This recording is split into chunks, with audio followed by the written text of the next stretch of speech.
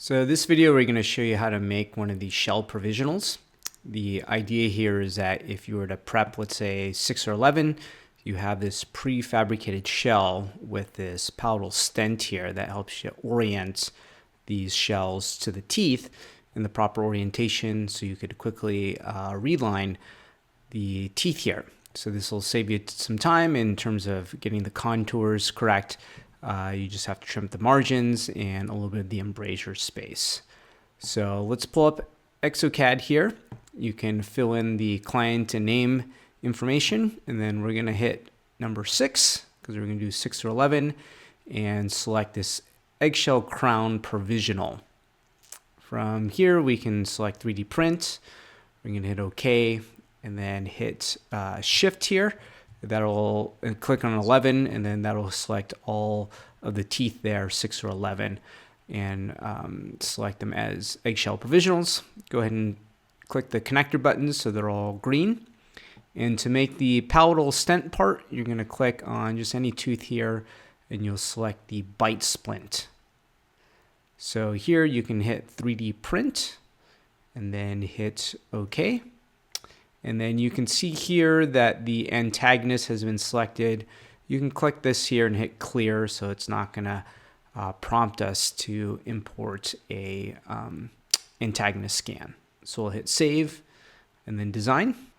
So let's go to documents here, and then we can click on shell provisional, and then we'll load our scan here.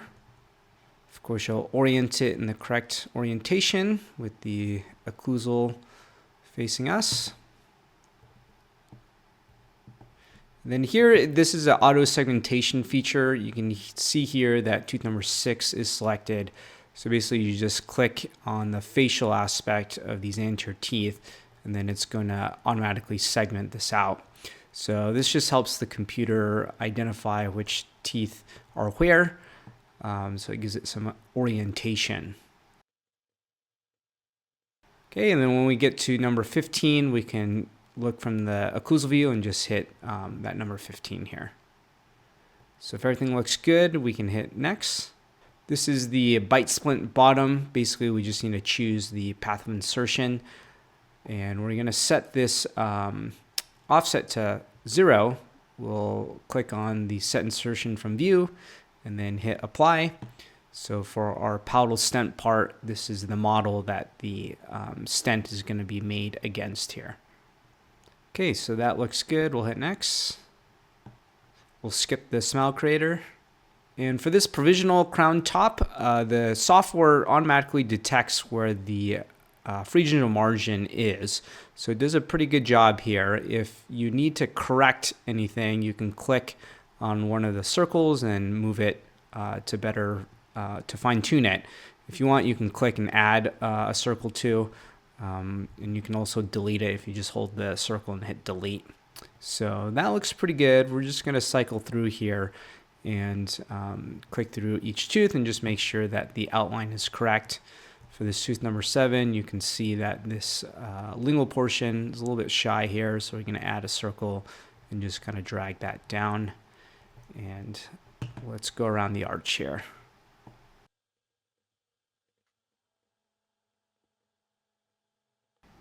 So one of the features that you can choose to do too is if, let's say, you're going to prep a bit subgingival, you can hit this down button here, and it's going to drag the whole margin in an apical direction. So that's kind of a useful tool if you can anticipate your margin's going to be a little bit either lower or higher. So this gets us into the provisional crown bottom feature. And one of the things that we can do is change the path of insertion that we're going to reline these provisionals at. So the little arrows here allow us to change that path. So if you look at the preps here, so let's exaggerate it just to illustrate the point. We're going to update the crown bottoms, and you can see the preps are favoring the patient's right side. So we want to orient this so that the teeth, or we want to anticipate what the preps look like. So let's orient it along the path of insertion of what all the teeth should follow. So that looks pretty good, and then we can update the crown bottoms here. The other thing that we can update here is the width or the thickness of the walls here. So right now it's set to 0.5, and then we can change that to 0.3. So we minimize the chance of the walls interfering with our crown prep here. So hitting update, you can see that that's a bit thinner now. So path of insertion looks pretty good. Crown thickness looks pretty good, so we can hit next. So this is the freeforming tool where we can smooth things out if we want. We can find a few areas that have some blemishes here that we can smooth out. We can also add a bit to the embrasure spaces to kind of fill out some discrepancies if you want. So here you can see, let's add a little bit so it looks a little bit more natural here, and we'll go back and smooth it. So we'll kind of take a peek around here. I'm going to turn off the minimal thickness, and we'll just go around the arch, buccal, and lingual, and kind of correct any blemishes that may appear here.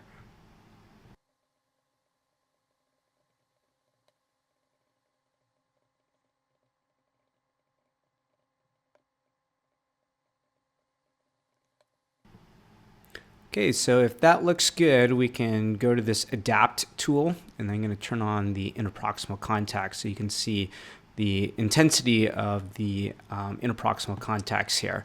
So if we hit this proximal button, the computer is going to even those out so that they're just touching each other lightly.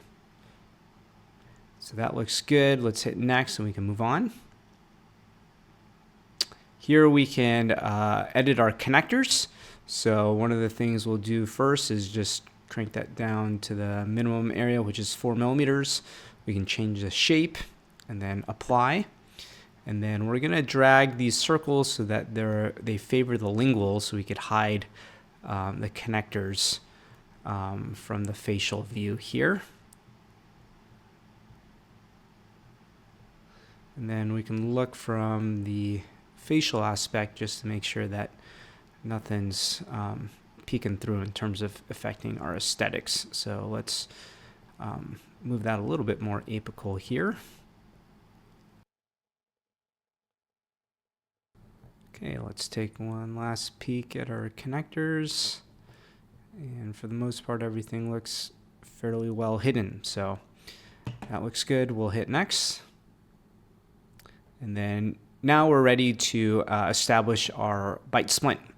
So let's go to surface properties. We're going to include palate, and then let's move the thickness to 2 millimeters. We'll change the smoothing to 1, and then we're going to turn down this bite splint part just so you can see the outline a little bit better. And then from here, we're going to click through and establish our palatal stent. So this helps to orient the teeth in the correct three-dimensional position so that you can have the teeth according to the correct occlusal plane, so you don't get like a little cant, and it just helps orient the waxed up teeth of the shell provisional over the preps correctly. So we're gonna make sure that the finger-like projections are wide enough. Our thickness here is 2 millimeters, so we want that width to be at least 2 millimeters everywhere. If you have it a little bit more narrow, so I'll show a little narrow section here, it's not going to populate here. So you can see if we need to widen a few areas, we can do that by just clicking and dragging the green dots. And then we can hit apply again, and it'll update here. So that looks good. Let's hit next here. And we're going to skip this freeform and smoothing function here. So when we hit next, it'll merge and save, and we can see that the software is going to cut back the bite splint to the soft tissue from our virtual wax at bottom model. So that'll adapt it to the horizontal hard palate. And let's go to freeform restorations. And then now we can smooth the top side of the palatal stent here a bit. So let's uncheck the scan data minimal thickness. Okay, so under the freeform merge, we can remove a little bit of this material here so it's not so thick. So we'll hold down the shift button to remove. If you get to the edge here, you can see that the edge isn't removed, and that's because you have this check mark or this box checked. So you can uncheck this keep bottom and boundary fixed, and then the edges will now be editable when you use these little tools here. So I just want to decrease this part that connects here just a bit, so it's a little easier to trim and it's easier to print too, so it's not so thick in that area. So I'll go ahead and remove a little bit of this and then go back and smooth that area. And then one of the things you can look at too is look at the cut view.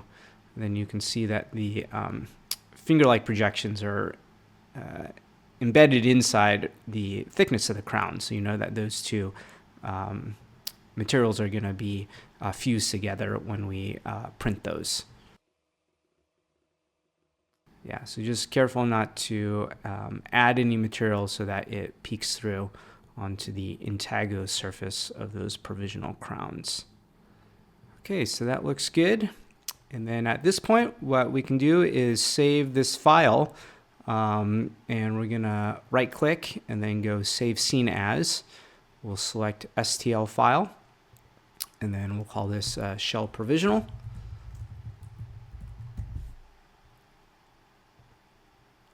And we'll hit yes for save visible objects only, use original coordinate system.